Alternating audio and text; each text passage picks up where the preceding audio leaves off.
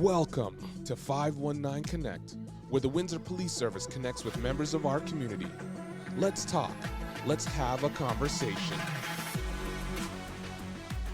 Welcome to 519Connect, and I'm your host, Jamie Ajete Nelson, Diversity Officer for the Windsor Police Service.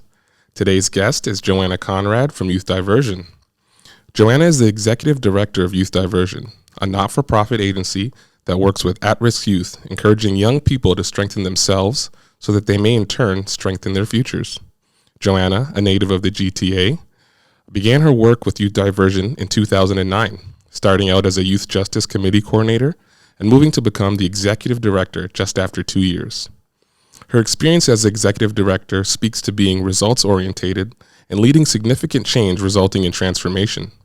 Championing change in a short period of time, Joanna rebranded Youth Diversion and expanded service delivery to better service the youth in our community.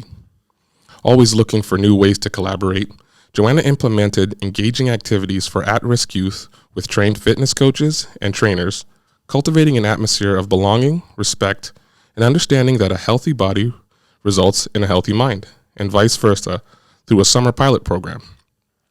A passionate advocate for people with Down syndrome, she has used her personal passion for working with people with intellectual disabilities to develop and implement programs for people living with disabilities on online safety as a resource made possible through collaborative efforts with community partners. This advocacy work has provided Joanna with many speaking public opportunities where she's able to speak to the importance of inclusion, belonging, and online safe practices for people with intellectual disabilities. Welcome, Joanna. Thank you. Happy to be here. Quite the intro. There was a lot, and I'm so excited to talk about it. This is what this show is about, highlighting you and, the great work you're doing in the community and the great collaborations that we have. So, I have some notes here, and my first one, which is interesting, how does one go from the GTA to the YQG? Oh, that's a good story.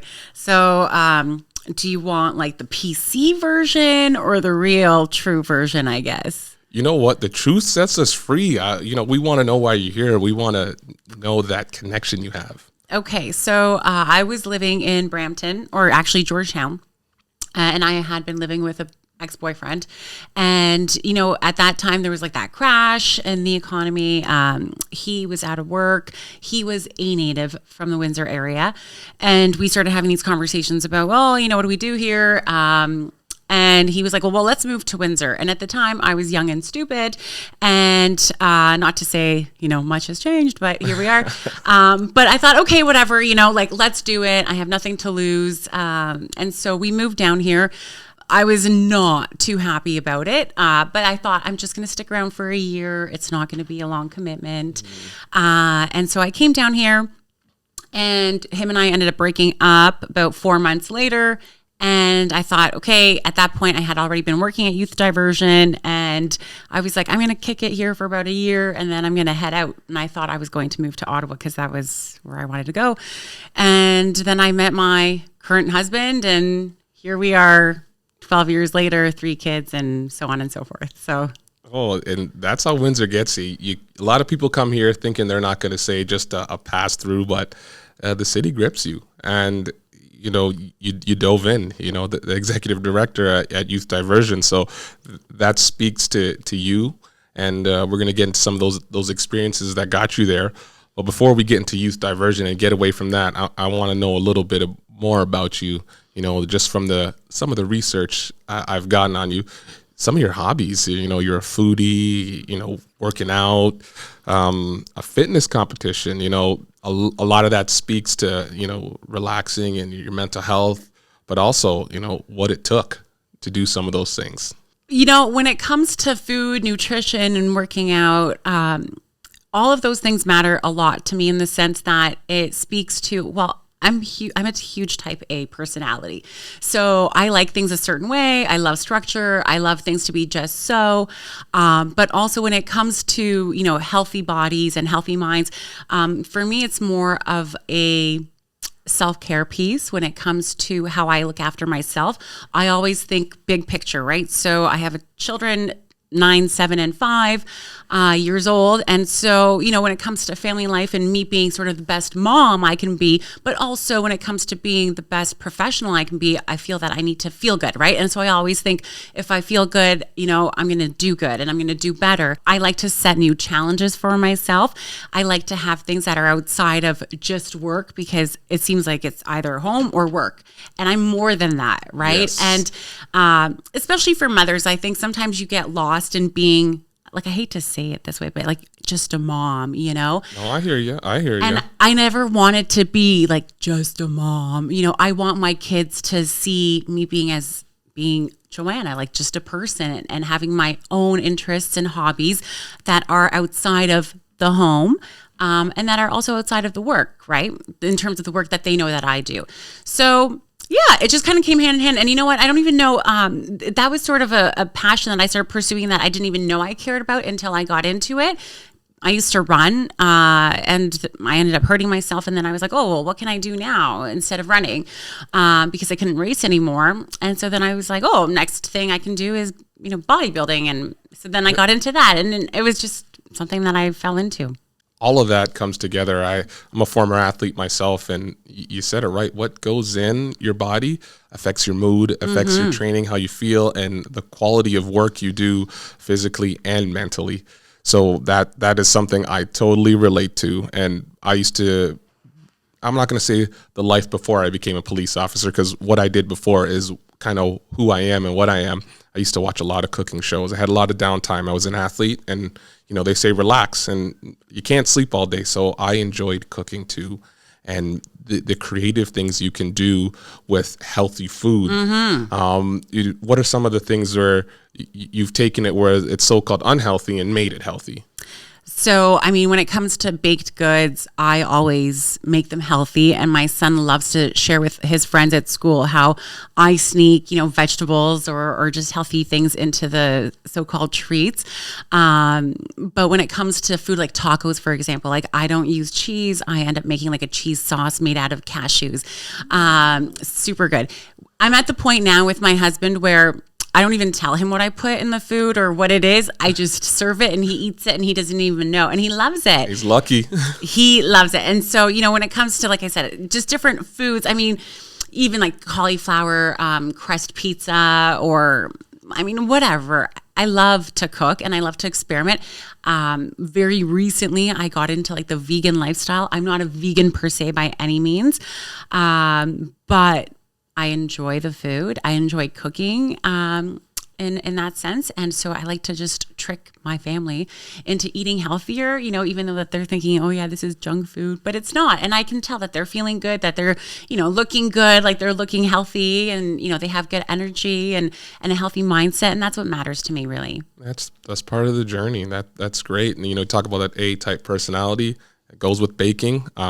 I can't bake because I'm not an A-type person. I like a little bit of this, a little bit of that, and I have ruined some things. So that speaks to you, your family, your health, and in the long run, your children are going to be that much better for it. So you're not just a mom. You are an amazing one for sneaking those veggies in. Well, I try. I think the younger one doesn't agree. He's not too crazy about it, but, I do what I can. Yeah, that's great. Let's talk a little about the Youth Diversion program. What is something you want people to know about it, and what is it to you? So Youth Diversion, I always say, is my fourth baby. It's actually technically my first baby. So when I came into the position in 2011, I had not yet had my first child.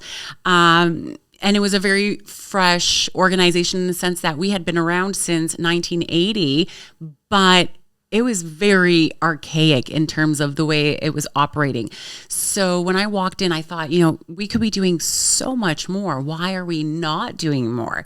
And I started reflecting on my own experiences as a young person. And, I had my own spouts with the law, and having been in diversion myself at, some point when I was 16 years old, I like to keep that version of myself quite near and dear, because at the end of the day, I always think to myself, we all make mistakes, right? Like everybody makes mistakes. Some people bigger than others, of course. Sometimes they're criminal in nature and other times they're not. But I'd hate to be judged for something that I did that I'm ashamed of, when I was 16, and for it to be something that's held against me for the rest of my life, right? Because I'm not the same person. I don't think I'm the same person I was 10 years ago, let alone, 20 plus years ago, right? So when we started exploring how to branch out the organization and look at how we can impact more youth and maybe even in a better way than we already were, of course it came down to programming, right? And those programs have changed over time. But when it comes to the work that we do, I think that there's a stigma that's associated with youth diversion. And the reason for that is, historically speaking, we only worked with kids that were referred to us by the police and the courts. So of course, nobody wanted to go around being like, oh yeah, I was at diversion, right? Because of course, people knew that you broke the law, right? And that's not necessarily something that's to be respected in society, right? Or to be, highlighted. So when it comes to the current work that we're doing, we now work with kids. And again, we've changed so much in the last 12 years. You got to. We work with kids 6 plus up, right, to 18, sometimes older than that, depending on the circumstances. And clearly those kids are not involved with the criminal justice system. And sometimes we have kids that fall between that 12 to 17 years of age and they're not involved either, but they're still with us. And yet there's that stigma where parents oftentimes will express concern about the stereotype of the type of people that they might be associating with because they're at youth diversion. And what, if anything, that I want to answer your question in a very long-winded way is for people to know that we don't just work with, offenders, quote unquote, like these bad kids. There's no such thing as a bad kid, I don't think. I truly believe that we are the product of oftentimes the environment in which we're in, different circumstances, whether it's trauma, whether it is our environment, whether it is peer pressure. There's always something that is contributing to that behavior. In the 12 years that I've worked at Youth Diversion, I can honestly say that I don't think that we've ever had a bad kid. There's oftentimes more to the story. And, I want parents to understand that perhaps your child has not been involved with the criminal justice system and you have these concerns that they're interacting with people who have, but how is that any different from them just going to school? You don't know what kid has been involved in diversion because they've broken the law at your child's school, or, what peers have or are currently breaking the law, so at the end of the day, it's a stigma. It's an unfair stereotype, I'd like to say. And I think it impacts the number of referrals that we receive from parents because parents are oftentimes weary about, who their child might be interacting with, when really at the end of the day, a kid is a kid is a kid to me, right? They're all at risk, truthfully speaking, and that's a whole other issue, but they are all at risk. And at the end of the day, I don't think that one needs to be treated any differently from the other. Sometimes it's guidance. And they don't have that guidance from home for whatever reason, whatever situation there is. And when I think about diversion, I think about growing up myself and getting involved in different activities that help me, give me opportunities for different paths. Not always, I wasn't always an athlete, but, I was hanging out in organizations that had sports, that had, academics or things, just a place to go or someone to talk to. And sometimes people need that because we've all gone through those years where our parents and sometimes our teachers are not the ones we want to confide in. And from hearing you talk, youth diversion is more than bad kid, come here, get better. It's like, okay, how can I help you? And listening, what's going on in your life? I think that's an area where police and youth diversion kind of work together. We have to listen to the story first before we make our judgments. I always tell people our job is not to go out there and just lock children up and throw them away. I gotta have hope. Oftentimes whenever there's a new staff, it's interesting because it happens every time. A new staff comes in and they'll read a police report and they're like, oh my gosh, did you read what this kid did, And they think that the kid coming into the program is going to be a specific kind of like criminal, right? And they're expecting some psychopath or something like a sociopath, where I'm like, okay, you know, like this isn't my first rodeo sort of a thing. Like, and I'm like, just get to know the person first, like hear them out, hear what they have to say, because sometimes the police report also doesn't, you know, include all of the other information. It speaks to the occurrence, right? Yeah. To what transpired, not all the extras. And those extras are what we need to know, right? So then the young person will come in and the staff will meet with them, and then they come back to the office sort of dragging their feet, and they're like, you know what? You were right. And I'm like, of course I was right. You know, I always say I'm always right. But no, I say, you know, at the end of the day, it's more, there's more to it. There's more to the person. And we have to have hope. And when it comes to young people, having worked with adult offenders, I do believe that there's so much hope when it comes to youth. Because I think that once we become adults, you know, when we're old, like myself, you become, set in your ways. It's a lot more difficult to change, right? Unless you have that desire, you know, in order to change, it becomes much more difficult, I think, as an adult, where when you're a youth, they're more open to change. And I think that there's more opportunity to help them sort of see the light, that they can do better, that they can be better, that it doesn't have to be this way, as opposed to adults where, you know, at the end of the day, we're kind of like, this is how I do things. Like, you can't tell me what to do, right? And it is what it is. Yeah, with adults, it's much more work. To those building blocks that they've had they're you know, they're the CN Tower. They're built, and to switch that base, it's hard. Yes. Where kids are just building their lives, they're building their foundation. And like you said, take some blocks out, put some new ones in, and that's through experience and exposure, inclusion. You know, things like that. I'm sure some of the youth that come to your program, sometimes they just been in such a small world that, you know, that's all they know. So sometimes it's our job as a community to open those eyes. And, you know, there's more to Windsor, you know, coming from the GTA, like yourself. I grew up in the Jane and Finch area in Toronto. So I grew up there, and I came to Windsor, and I could see the different worlds, and that gave me some life experience on how to approach life. So I think it's incumbent on us to, as a community, to give those kids a second, third, fourth chance. They're youth, right? And that's important. And you come from somewhere. You talk about working in a correctional facility. You know, how are some of those experiences coming from the GTA, working in that atmosphere that has kind of helped you find your passion? You know, youth diversion. So when it comes to the work that I did, it was at the Ontario Correctional Institute, and I happened to stumble into working there very randomly. I was in university. I went to York University. York Lions. Yeah, right. It's right by Jane and Finch there. And so that's where I went to school. And my plan was to become a lawyer. I was taking law, and I thought I would be a lawyer because growing up, we had immigrated from Poland. So my parents were very keen on us going to school, making sure that we had, you know, degrees, and that we were either doctors or lawyers or something to that effect. And so I really didn't know, truthfully speaking, that there was another profession out there. Both my parents were auto workers.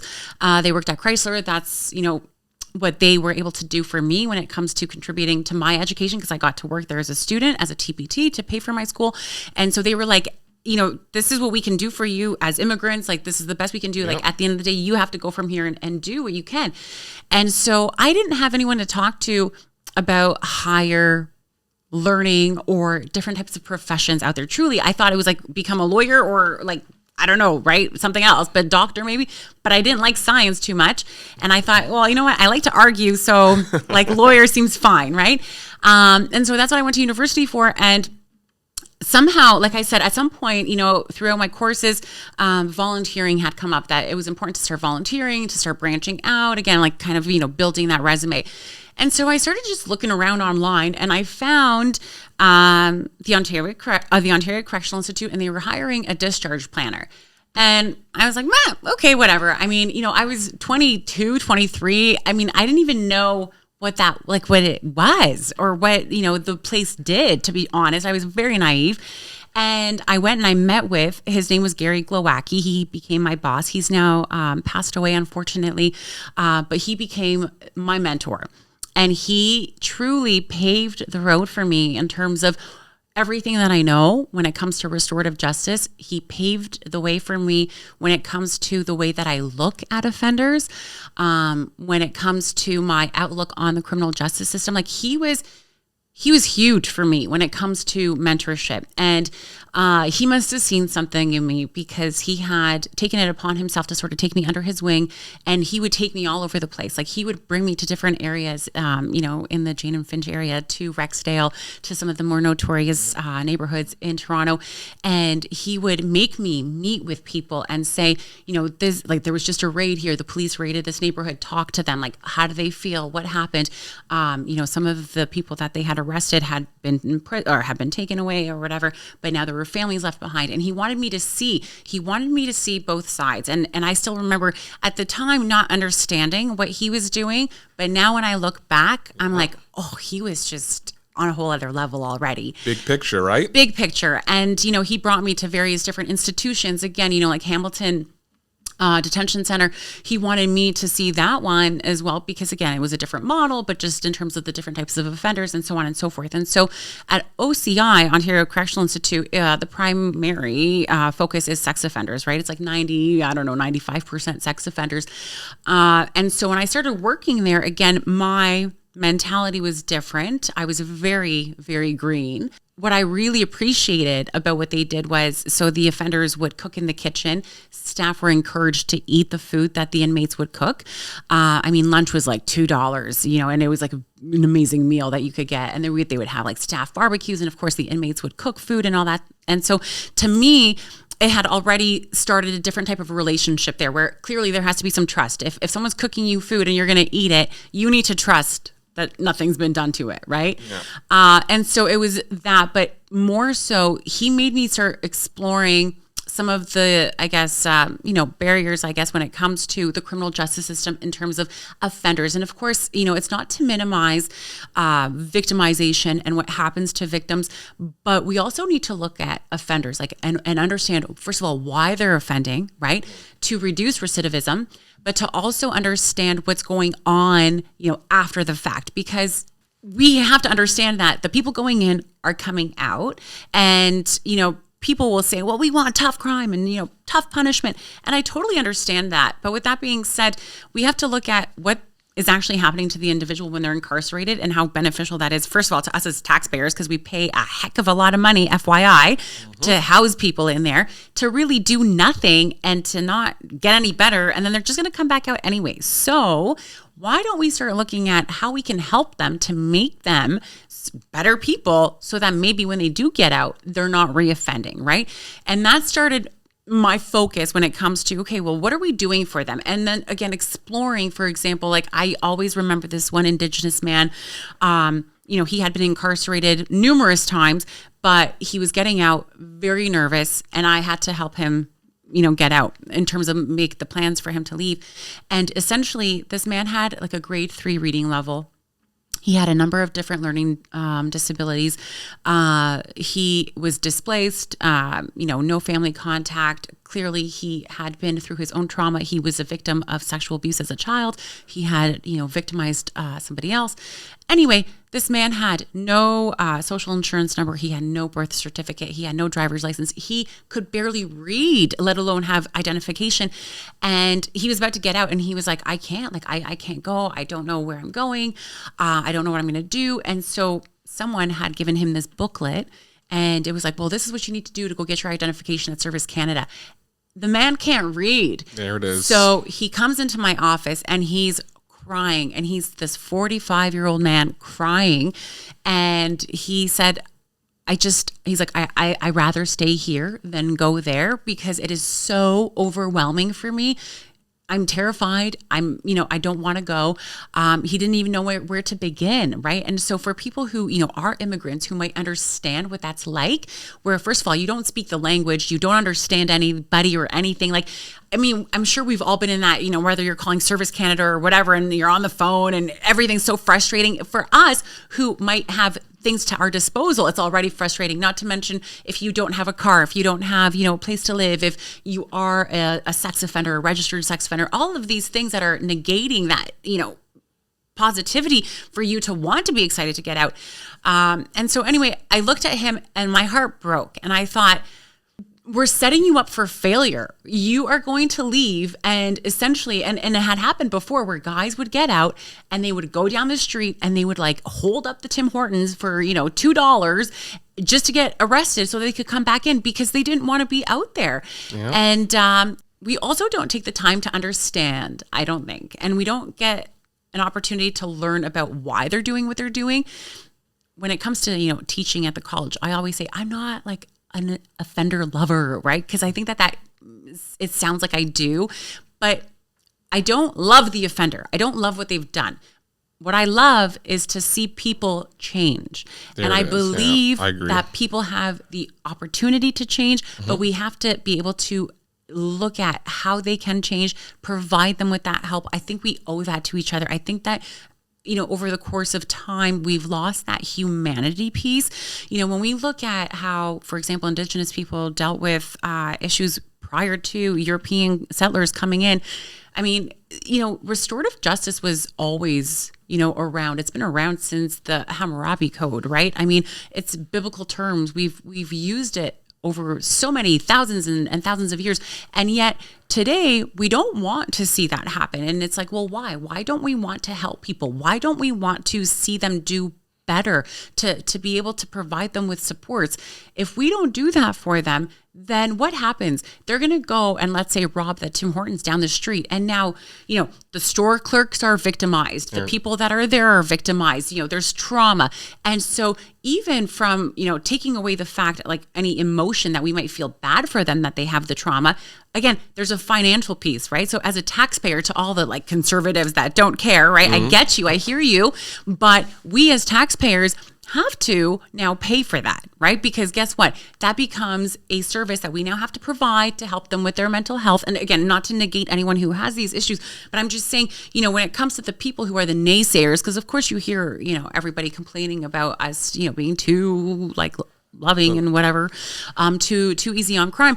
Well, at the end of the day, we're still paying for it as a society. So what do you rather do? Do you rather pay for them to sit in prison, do nothing, come out and reoffend, or hopefully provide them with some supports to make them a better person so that when they do come out, maybe they're actually better equipped to do well in society? Yeah, integration. They want to integrate back into the community, and it's on us to, like you said, provide them opportunities and help them understand, because if you only know so little, you're going to do what you know. So give them more to know. So when they come out, they're able to give back to society. I don't want to say be a burden, but that's what everyone calls them because they don't want to pay the taxes. So we got to have programs in youth and as they transition, right? I always say yesterday's price is not today's price. When you're a youth, what you do then, that price is different. But when you become an adult, if we don't give them something to not do that, that same act they did as a youth is different as an adult. So we got to give them something there. And even when they do it as an adult, we still have to continue to provide those opportunities, or it's like you said, a revolving door. And, we got to stop that revolving door. It's not we can't leave it all on the offender. We have to assist. When it comes to youth and allowing them to learn from their mistakes, there's value in that piece, right? And I think that we fail to recognize that sometimes, especially in today's day and age, kids are dealing with so many different types of pressures that we have essentially lost a lot of understanding as to what's going on in their life and why they're doing what they're doing. Even as a parent, for example, myself, right? I mean, I remember the way I was raised, and I oftentimes say, like, I didn't do that, like my parents would never let me do this sort of a thing, right? But yet, and here my kids are doing these things that I perhaps wouldn't have been allowed to do. But times have changed. And with that being said, in terms of the pressures that they're dealing with, we've never had to deal with that. And I'm so thankful that we have never, or that I never did, because I know 100%, hands down, I would have been involved with diversion a lot more than once. Okay. Probably just knowing myself. I mean, it is what it is. So we need to be cognizant of that too, right? That the current generation truly, they are dealing with so many different things that most parents don't even understand. Yeah. And that's what also, when it comes to our mission at Youth Diversion is to really try to get parents to understand what's going on. And I always, as a parent, I say, I get it. Like, we're all busy, times are busy, but we need to do better as parents. Yeah, I said to someone today, your investment is in your children, and I'm happy to hear you say that it's not just about the youth. You're bringing in those parents too, because we can only spend so much time with that youth. Yes, we can only give them so much of us, but they're going to be home with you. And we talk about collaborations, and I want to get there as well, because, like you said, they're going to be at home, they're going to be at school, and Diversion only has so much time with them.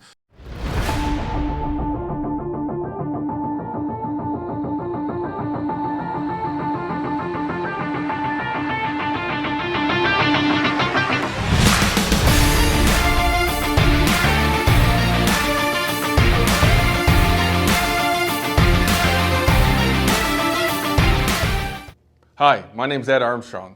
I'm the Inspector of Professional Advancement with the Windsor Police Service. With this position, I oversee our training branch, community services, as well as recruitment. As you know, Windsor is one of the most diverse communities in Canada. With that being said, our goal is to ensure that our police service represents our community. If you know anyone from your community that believes in our core values and will be an asset to our organization and serve the community with honor and service, the Windsor Police Service is currently accepting applications for the position of cadet. We encourage you to have them apply. Although patrol and ensuring the safety of our community is our number one priority, the Windsor Police Service offers different departments that may interest you. To name a few, our Major Crimes Branch, our Forensic Identification Unit, Emergency Services Unit, and our Marine Unit. Which one interests you? So you want to know how to become a cadet?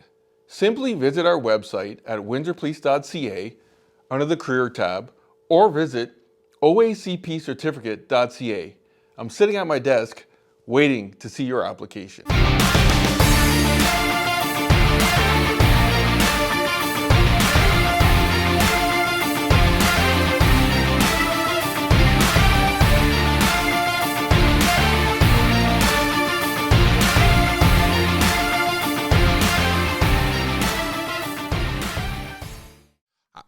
How do you collaborate? How do you know what collaborations, what community organizations you want to work with, where it's kind of a nice flow of working with that individual youth? Because I'm sure everyone has a different reason. So you got to have so many collaborations and partners that you work with. We do. And too, I have to state, by no means do we think that we are the end all be all at Youth Diversion, right? Nor do I ever think that if a young person comes through Youth Diversion, we're going to save them, right? I mean, of course you'd love to, but I don't expect us to. I always say, when it comes to staff and their interactions with youth, what my goal is for us to have young people walk away with at the very least, an aha moment. Like, Oprah and her aha moments. I want kids to walk away thinking, you know what? They said something that maybe wasn't the worst thing in the world, and maybe it's going to stick with me, and maybe I might take something away out of that, right? And at the very least, if we can at least help instill that, then super, right? On top of that, when it comes to, us getting to know the young person, so any young person that comes through our door, we do a risk assessment. We get to know them. We ask them a whole bunch of questions, everything about their social sort of interactions, their family interactions, with school, with their likes, their dislikes, so on and so forth. We want to know what's going on in their life. We want to know more than the police report, right? Yep. And we ask them these questions, and depending on, first of all, when it comes to their, why they're there, so who referred them, for what purpose, right? Was it a police referral? Was it a educator? Was it a teacher, principal, what have you? Who was hurt? Was there anyone hurt? Was there a victim? Again, what transpired? So we want to hold the young person accountable. We want them to be held responsible for what they've done. So depending on the situation. But then furthermore, what supports do we need to put into place? Are they stealing because they're hungry? So do they need a place to live? Do they need food? And so those are the things that we would explore. And then, of course, that's where we start looking to our community partners to see who can help us? Because of course we're not everything to everybody, and nor can we be. And so we started thinking, well, can we reach out to the Windsor Youth Center, right? Can they provide them with some supports? If it is a homeless youth or a youth, maybe that's couch surfing, could we reach out to the Regional Children's Center? Maybe we need to look at some sex offender therapy for young people who are experiencing some very sexualized behaviors, right? So again, depending on what we're dealing with, we start exploring those partnerships again, and we have very close partnerships with so many community partners in the city, because we work closely with so many different people based on the needs that the individual has. Yeah, there it is. We don't do anything in our own bubble. We have to collaborate and work with different organizations, because no kid is the same. Everyone's different. Everyone has different needs. Everyone intakes information differently. Like you said, what's given a pamphlet to a young person who's having trouble reading? So what do? You look at that person, like that Indigenous man, and you say, I'm going to provide you with ways in order for you to communicate, because communication is key. You can't coach the same. I do some coaching. I can't give the kid the same instruction and they're not doing it, and just keep over and over and over the same thing, and then I'm getting mad at them. So that's where community organizations come in, assistance. That's why we reach out to Youth Diversion. We kind of send it that way, and we know your support and what you do is so pivotal in getting that youth on a path that is good for them. And we talk about some of the pressures, and we see it first on, like you said, we go there, we handle that occurrence right there and then we pass it on to you. And the digital age, that's a topic where we can't keep up with it because it's so fast. But as we do, we have to evolve with it, because children can now communicate much faster than we did. We talk about when I was younger. Yeah, when I needed to go speak to my friend, I had to go over to their house. I had to call them. In your DM, Snapchat, TikTok, all of that, Instagram, Reels, and all that, and the way they communicate what they're seeing, and having that young mind, like anything, they're interpreting different. And when I talk to youth, even about drugs, and I'm like, your brain is not fully developed, so that drug you're taking will affect your brain. And media is the same way. How are they supposed to interpret something that's happening so fast, developing much faster than our brains can process? It's creating different hormonal changes and everything. And now give them a platform to express themselves, and they're not fully understanding what they're doing. Like, I've been on your site. I've used some of your information in my presentations because it's that valuable. How are we supposed to deal with that? What are some of the advice or tips? Because we can't get it all, but what are some things that for youth, but also parents? That's a great question. So, I wish I had the answer for everybody, because I think I'd be a millionaire too. But, and the issue is that evolvement piece, right? It's changing constantly. So, funny short story is actually, it was the Windsor Police who reached out to us in 2011, 2012 maybe. And basically the issue was the smartphone came out. So all of a sudden, Windsor Police was starting to see like occurrences of sexting, right? And so they reached out, the youth branch reached out, at the time there was a youth branch, and they were like, what can you guys do? Because we don't know what to do with these kids. Like, I mean, at the end of the day, they're sending these nudes, right? But we don't necessarily want to charge them for it. So like, what can we do? And so I was like, oh, well, clearly we need to, we'll do a program, right? And it was so new and so taboo at the time that we actually received national attention for the program, which was then called the Message Program and the Respect Program, because we had one for males, one for females. And really, it was just on sexting, and it was like the legal implications of it, the consequences, and sort of like, don't do it, right? We had a very different approach too. It was a very like, don't do it. You're going to get charged. It's against the law. Like, don't do it. And over time, that's evolved. And so now it's like the hashtag Keep Your Privates Private series of programs, because now there's essentially 7 of them to address the different age levels, again, age appropriate content. But over a time, we realized sexting is just a small piece of the puzzle, right? Very, very tiny. Yes. And so when I speak with parents oftentimes still have the concern that the biggest thing that they need to be worried about is the sexting piece, where I'm like, so I don't know how to tell you this, but sexting is sort of the least of your concerns at this point in time, because there's so much more to it than that.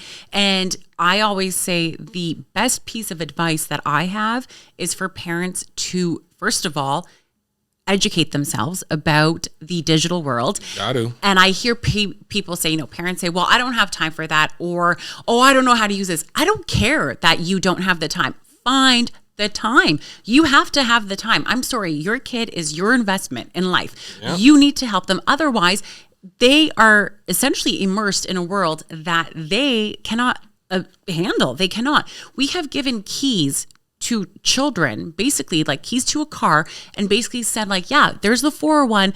Go there, in December, January weather, and hopefully you get there. There's going to be a crash regardless. Yep. It just matters on how extensive that crash is and how many are implicated. Right. Yep. And so when we look at that, and I think to myself, like, as a parent, if you're teaching your children how to swim, most parents don't just throw their kids into the pool and say like, here, good luck. Like, I hope you don't drown. Right.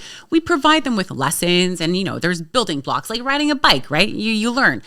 And yet with the internet, there has been none of that for our children. And yet we have kids, toddlers on YouTube and again, I'm guilty of it too. Like, by all means, my kids are on YouTube since, also toddlerhood. Right.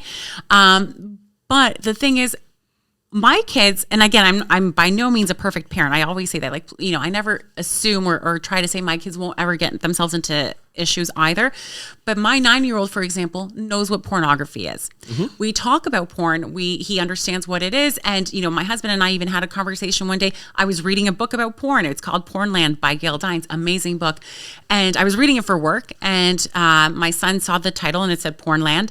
And he's like, Mommy, what's porn? And there was a big shoe, like a sort of like a shoe that a stripper would typically wear. And so he's like, what's porn? And my husband's like this, X, no, right? Like, we're going there. He's like, don't you dare.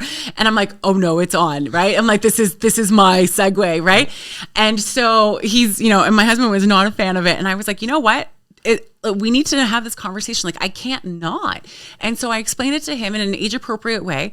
And then the next morning we talked about it a little bit more over breakfast. And since then we have talked about it extensively to the point where, again, he understands that as a 9-year-old should and would, but I want for him to understand that I will always be there for him to give him the truth. I don't want him to go on Google to find out what porn is, because I know what he's going to see. I also don't want him to talk about it with his friends at school, because I don't know what they know, and it's probably what I don't want him to know. So I want him to feel comfortable. And again, I get it. Like, at some point he's not going to want to talk to me, but until that age, I want him to feel that he can come talk to me and say, Mom, what does this mean? What's this about? And that I'm going to tell him, however awkward or uncomfortable I might feel. And, when it comes to apps and the digital world, again, parents need to take more time to understand what their kids have access to, like Discord, for example. My husband dropped off my kid at one of his friend's house, and so they're very, they're good friends. But again, they're at that like weird stage where they don't really have their own phones, like, to talk and communicate. So my husband's like, because my kid's on Kid Messenger. So my husband's like, well, does, so-and-so have Messenger so that they can talk or whatever?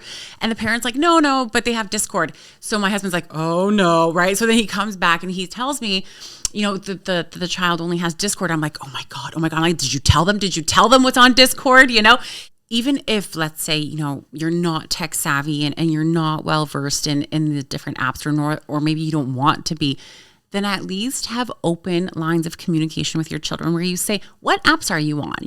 Or you have those conversations, and they have to be daily. Like, what are you on? What friends do you have? And you're monitoring that. You need to, and if, again, depending on the age, of course, of the child as well, but you need to have those conversations so that the child can tell you, right? Like, well, what are they doing? Who are they friends with? What are their privacy settings, right? Like, what's the new app? Like, tell me about it. And it doesn't have to be like a negative conversation where it's like, well, what are you doing? And better not be doing that. Like, tell me, what are your interests online? What do you look up? Like, well, what was something cool that you saw today? Did you see anything that upset you?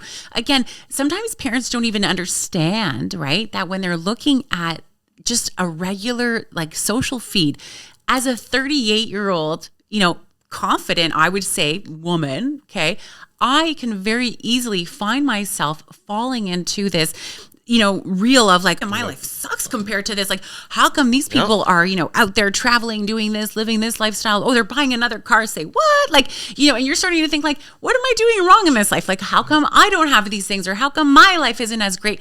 And again, I'm aware that everyone posts their highlight, right? Like their highlight. No one posts the bad days. Nobody does. And at the end of the day, of course, half of it, if not more, is fake anyway, right? It's all like we're all putting on a facade of like this beautiful lifestyle, like keeping up with the Joneses. Anyway, I'm aware of that. Right. And I can fall into that. I think we're all guilty of being able to fall into that. Like, oh, wow, look how beautiful these people are. Or like even influencers, right? Like, wow, like she doesn't have any wrinkles, she doesn't have any cellulite, she doesn't have any stretch marks or whatever. And it's easy to fall into that where, like I said, I'm 38. I'm not 14, 15, 16.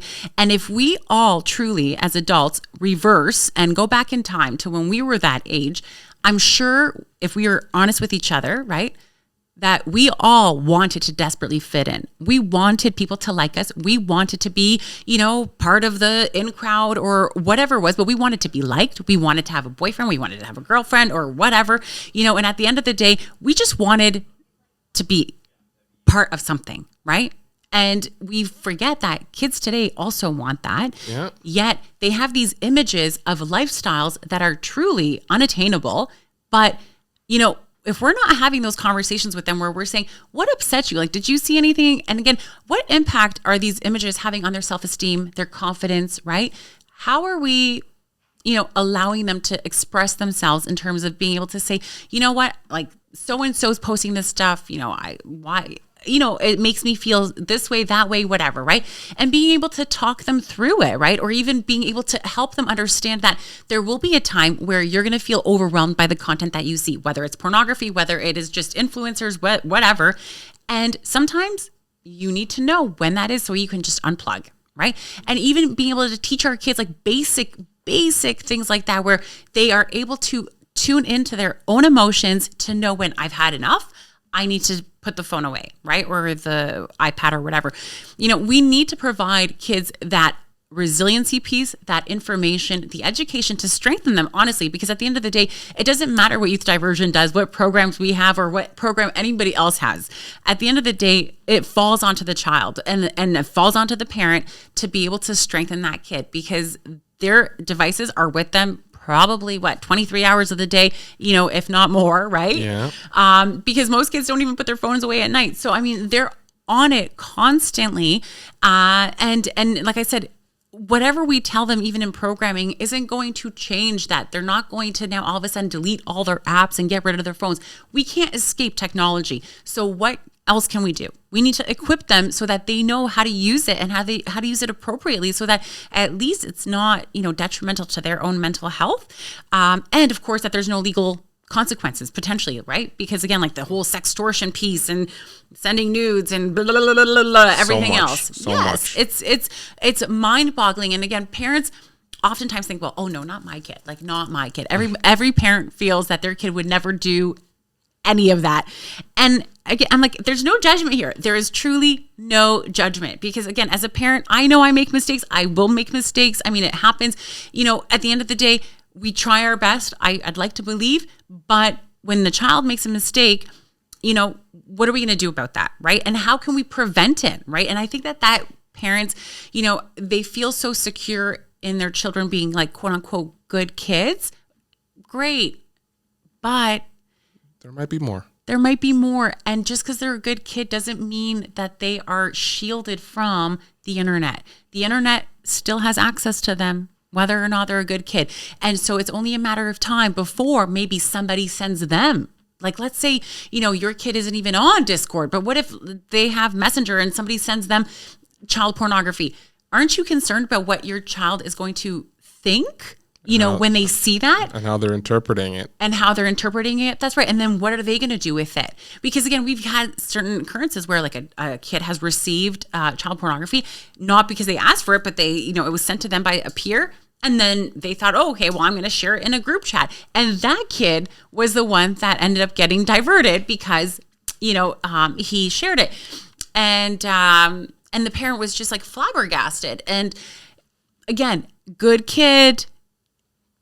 Yeah. But we need to talk to them about it. Like, we need to talk to them about all of the stuff that's going on because there's so many different implications. And I always say, if you want, start with youth diversion. Like, start with us. Let us do the program. It's a 4-week program, 1 session a week. Not a big deal. We lay out the foundation. We can provide the parents with some supports. And, when it comes to conversations to have, content to talk about, even just, suggestions about topics, right?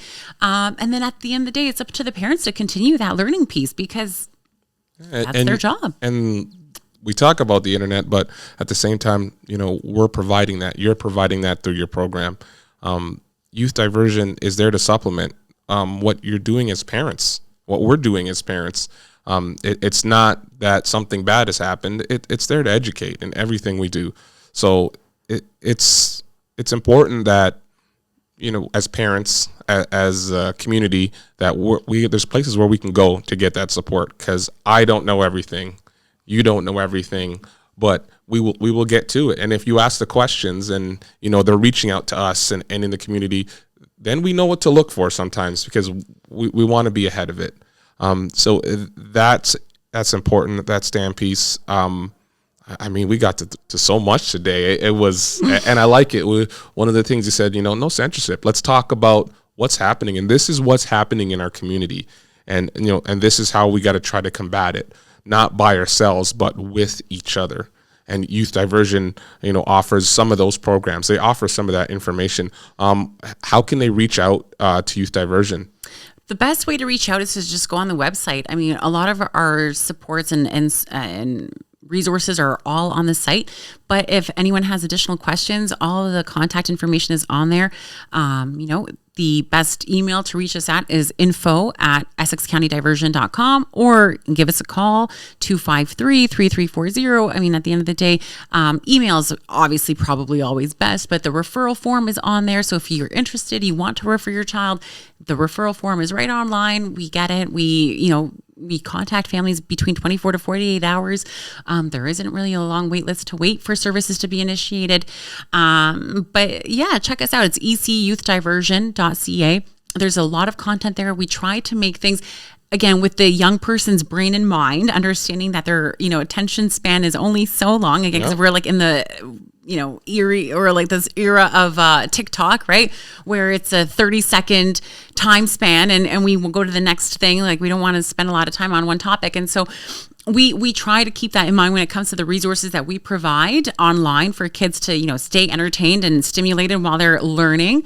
But we also have information for parents, right? Where, like I say, before, when sexting was this taboo subject, nobody wanted to talk about it. And, over the course of the years, it sort of exploded. And now we realize sexting is such a small thing.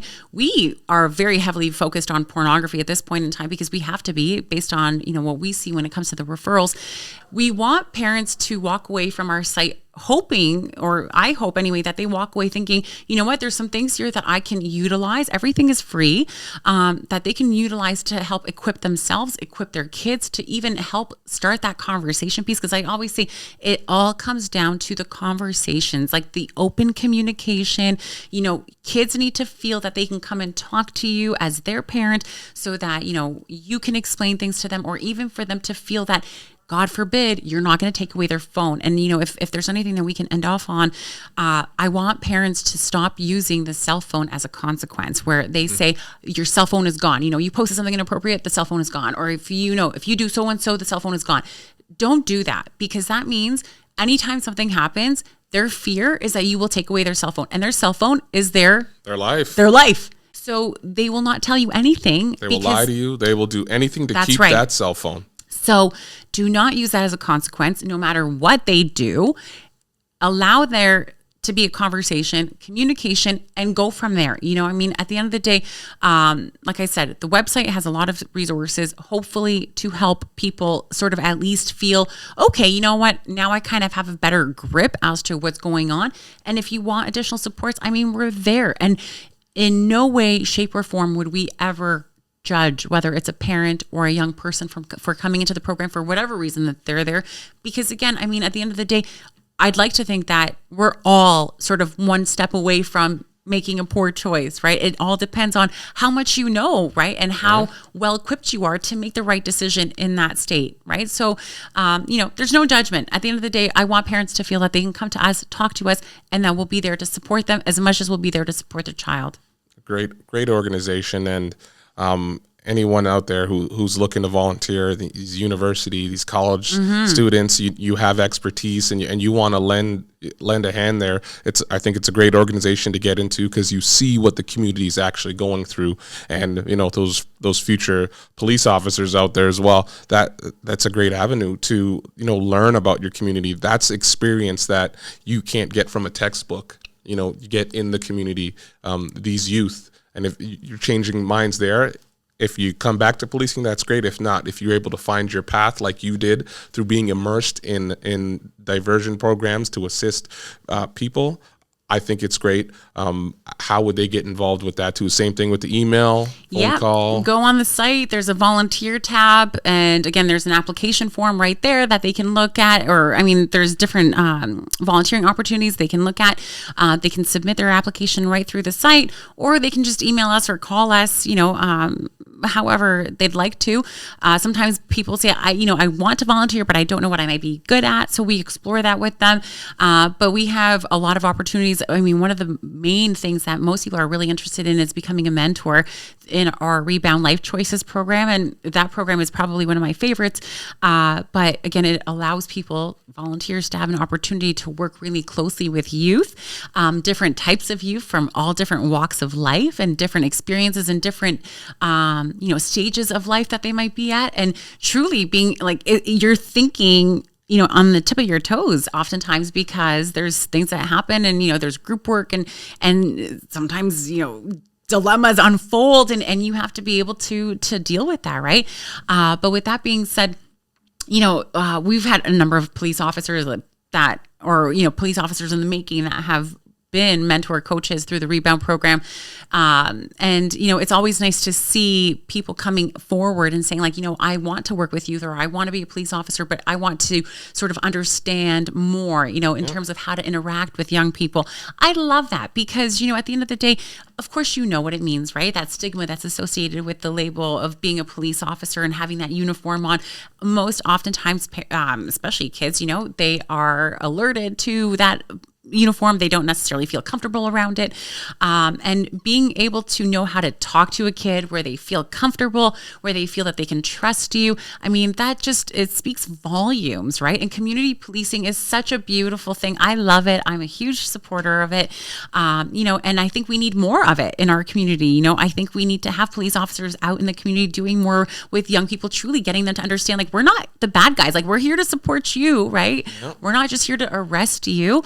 But again, when it comes to sort of those life experiences, nothing beats life experience. And I'm thankful for all of the life experiences that I've had because it's brought me to where I am and it's given me the knowledge base that I have. And hopefully also a demeanor where I feel that people feel that they can come and talk to me and that I'm an approachable person and so on and so forth. And, I think that speaks volumes, right? Where some people, again, it's not to their discredit, but they might have grown up in a happy home, white picket fence and dog and all of that, and never had to go through any trials or tribulations, and power to you. But with that being said, what can you now do or offer to somebody, right? In terms of who has been through these things, or how can you be relatable to them, right? My favorite thing is when people come into the office and they think, what do you know about my life, or, whatever. Because again, I can understand or appreciate how I might present. And if they don't know anything about me, then sure, they might think that, I'm whatever, some stuck up blonde or whatever. And that's just really far from the truth, right? And so when I say, you know what, actually, let me tell you a little bit about break myself, it down for you. right? And then it sort of puts things into perspective, right? Where I'd like for police officers to be able to have that same demeanor and approach to, especially young people, or anybody really for that matter. And truly, if you want to feel like you are potentially giving back and making an impact in someone's life, then Rebound is truly the way to do it, because you've got 10 weeks to make an impact on a young person's life, where we've had some incredible things happen, and volunteers, we have volunteers that have been there for 10 years that just keep coming back because they love it so much, because that experience is so powerful. There it is. Thank you so much. Thank Today you. was so Sorry, I feel insightful. like I jibber-jabbered. No, this was great. We learned a lot. We learned about Rebound, a program that, I'm going to talk to you about just to learn more about it. And it's out there. Thank you so much for coming, Joanna. Thank you. We appreciate you at Windsor Police, and the community appreciates you. So that's our episode for 519 Connect today. Once again, you can subscribe on our Windsor Police page or check us out on Twitter, and we'll be available where you can find your podcast.